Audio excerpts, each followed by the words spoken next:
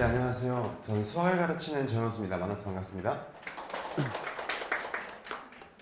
네, 잘 보이나요? 저는 이제 서울영재고 그리고 서울대 수학과를 졸업을 했고요. 현재 스카이에듀 그리고 이강학원에서 이제 강의를 진행하고 있는 정영수입니다. 그리고 2018년도 이제 10월에 파이널 시즌에 맞춰가지고 스카이에듀에 입성을 했고요. 입성하자마자 8일 만에 전교제를 완판시키는 이제 스카이에듀에서도 몇 안 되는 기록을 가진 그런 이력을 가지고 있습니다. 제가 이제 오늘 말씀드리고 싶은 거는 사실 예비고1, 특히 고등학교 올라가면서 가장 불안한 과목, 가장 중요한 과목이 뭐냐고 물으시면은 100명 중에 100명은 아마 수학이라고 답을 할 겁니다. 자, 그 이유는 고등학교 수학은 일단 양이 엄청나게 방대합니다. 이제 물론 문과로 갈 친구 같은 경우에는 미적분이 빠지겠지만 그럼에도 불구하고 기본적으로 수학 상하, 수학 1, 2, 확률과 통계, 그리고 이제 선택 과목으로 기하까지, 미적분과 기하까지 정말 많은 양을 자랑을 하고요. 사실 그래서 고등학교 입학 후에 이 모든 과목들을 공부한다는 것은 거의 불가능에 가깝습니다. 예를 들어서 고1 이제 1학기가 시작되면서 나는 수학상을 그때부터 공부를 해야지 라고 하면은 애초에 양 자체가 너무 범접할 수 없을 정도로 많고요. 그리고 교과서와 문제집으로 한계가 있기 때문에 실제로 고등학교 재학 중에 저 모든 수학 과목을 그때 맞춰서 진행하기에는 상당히 큰 애로사항이 있습니다. 자, 그래서 고등학교 입학 전에 가장 많은 시간이죠. 11월 중순부터 이제 2월 말까지 이 많은 기간을 좀 살려야 하고요. 제가 그래서 보통 많은 어머님들이 그리고 많은 학생들이 저한테 이런 질문을 많이 합니다. 제가 이제 중학교 수업을 하다 보면은 선행을 어디까지 해야 하는가? 선행을 어디까지 해야 하는가? 자, 일단 고1 때는 수학 상하를 진행하고요. 고2, 고3에 우리가 수학 1, 수학 2, 미적분, 확률과 통계를 진행을 합니다. 제가 작년에도 예비고1을 진행했고요. 재작년에도 예비고1을 맡아서 진행을 했는데 제가 이제 항상 똑같은 질문이 들어옵니다. 어디까지 공부를 하고 가는 게 좋을까요? 저는 수학 상하는 반드시 여기까지는 이제 선택이 아닌 필수고요. 수학 상하는 반드시 공부를 한번 하고 가셔야 됩니다. 그리고 미적분까지는 솔직히 과한 욕심이라고 저는 생각을 해요. 왜냐면은 방학 동안 사실 수학 1, 수학 2 요거 두 개만 정확하게 잡는 거를 저는 추천을 드립니다. 그 이유는 수학 1과 수학 2는 정말 다른 성격을 가진 과목이에요. 저는 이런 말을 하는데 수학 1은 가장 문과적인 수학입니다. 그만큼 암기할 게 많고 외울 게 많고 기억해야 할 게 많은 과목이고요. 수학 2는 정반대로 이해하지 못하면 진도를 조금이라도 나갈 수가 없는 그런 과목이 되겠습니다. 너무 성격이 상반되기 때문에 실제로 많은 학생들이 수학 1과 수학 2를 공부하면서 수원수투라고 하겠습니다. 수원수투를 공부하면서 괴리감을 너무 느끼고요. 실제로 수투에서 가장 많은 수포자가 발생하는 과목이기도 합니다. 그래서 이 두 개만 하기도 벅찬데 미적분까지 진행하는 것은 저는 욕심이라고 좀 말씀을 드리고 싶고요. 수원수투를 완벽하게 잡아주고 고등학교에 올라가야 훨씬 더 편할 것이다 라고 말씀을 드릴 수 있겠습니다. 그래서 제가 준비한 과목이 이제 수학 1, 2, 수원수투 개념과 개념 활용 강의를 제가 준비를 했습니다. 주 2회 진행이 되고요. 11월 11일에 개강을 해서 총 16회차로 수원과 수투에 대한 개념과 전반적인 개념 활용을 파악하는 강의입니다. 어떤 학생들이 들어야 하냐면요. 처음 듣는 학생도 괜찮습니다. 애초에 처음 수원수투를 공부한 학생들에게 개념이 무엇인가에 대해 정확하게 알려주기 위한 강의이기 때문에 처음 듣는 학생도 괜찮고요. 그리고 한 번 들었더라도 당연히 완벽하게 알고 있지 못할 겁니다. 그래서 좀 불안한 학생들, 요 두 학생들을 대상으로 진행하는 강의고요. 저는 개념과 개념 활용에서 가장 중요한 거를 이렇게 생각을 합니다. 네, 사실 우리가 이제 수학 내신 문제를 풀 때 가장 중요한 거는 그 정답을 맞추는 거죠. 그렇죠? 정답을 맞추는 게 가장 중요한데 거기까지 가는 방법들이 있습니다. 저는 그 방법들을 개념과 개념 활용이라고 생각을 하는데 제가 항상 강조하는 건 이런 겁니다. 저는 학생들에게 개념을 공부할 때 제발 사전적으로 공부하지 말고 좀 입체적으로 공부하라는 이야기를 합니다. 간단하게 예시를 좀 들어볼게요. 지금 어머님들, 아버님들이 앉고 계신 의자를 딱 떠올릴 때 의자는 단순히 앉기 위한 도구이다 라고 외우시는 분들은 없잖아요. 의자를 딱 보면은 여기에는 어떻게 앉아야 허리가 아프지 않고 그리고 어떠한 자세에 앉아야 되고 뭐 비싼 거는 뭐가 좋고 이런 걸 다 같이 떠오르는 게 당연한 겁니다. 예를 들어서 사과를 보면은 이거는 빨간 과일이야가 아니라 뭐 아침에 먹는 사과는 맛있지. 뭐 이런 게 떠오르잖아요. 그렇죠? 수학 공부도 마찬가지라고 저는 생각을 합니다. 우리가 어떤 개념을 딱 봤을 때 미분은 이런 거야. 이게 아니라 미분은 이러한 거기 때문에 이런 데 사용해야 되고 이렇게 우리가 활용할 수 있다.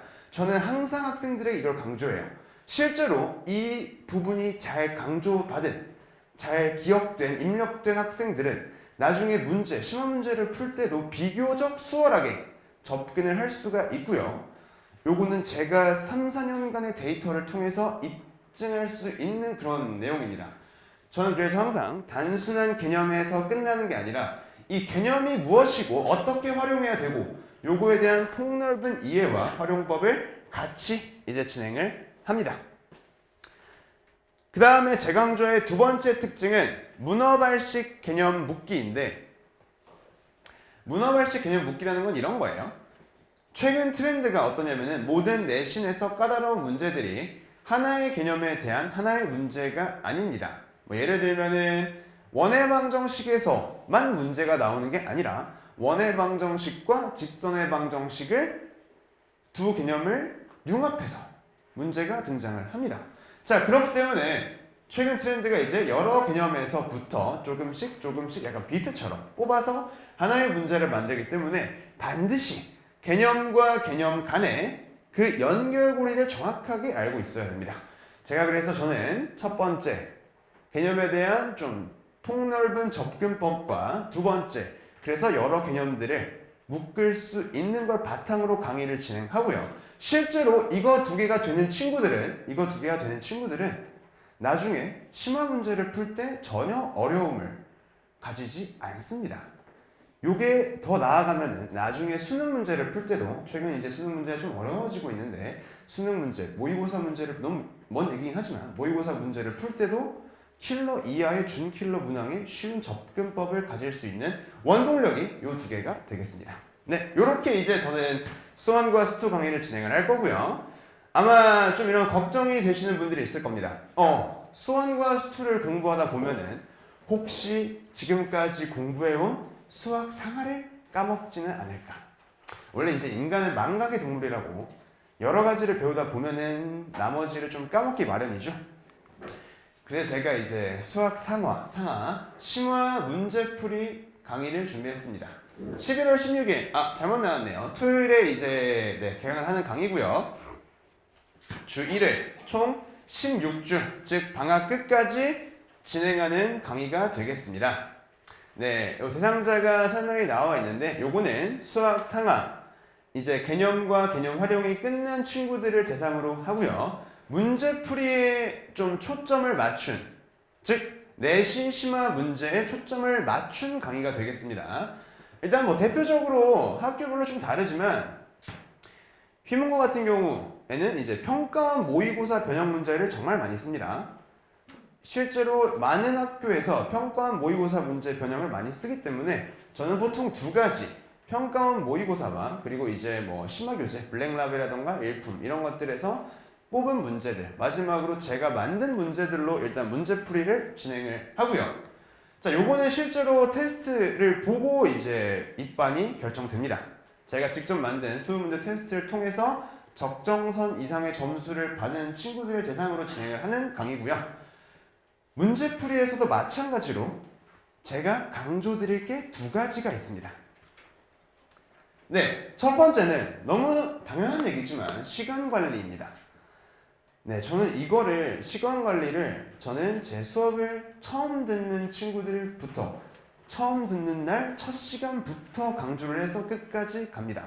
왜냐면 시간을 관리하는 노하우는 절대로 하루와 이틀 만에 생기지 않습니다.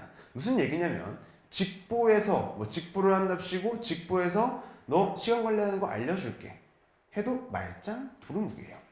시간 관리의 가장 중요한 포인트. 자, 일단 기본적으로 내신은 50분에 22문제가 됩니다. 많은 데는 25문제까지 가는 학교도 있고 20문제로 끝나는 학교도 있지만 평균적으로 22문제입니다. 50문제에 22문제면은 한 문제당 대략 2분 40초예요.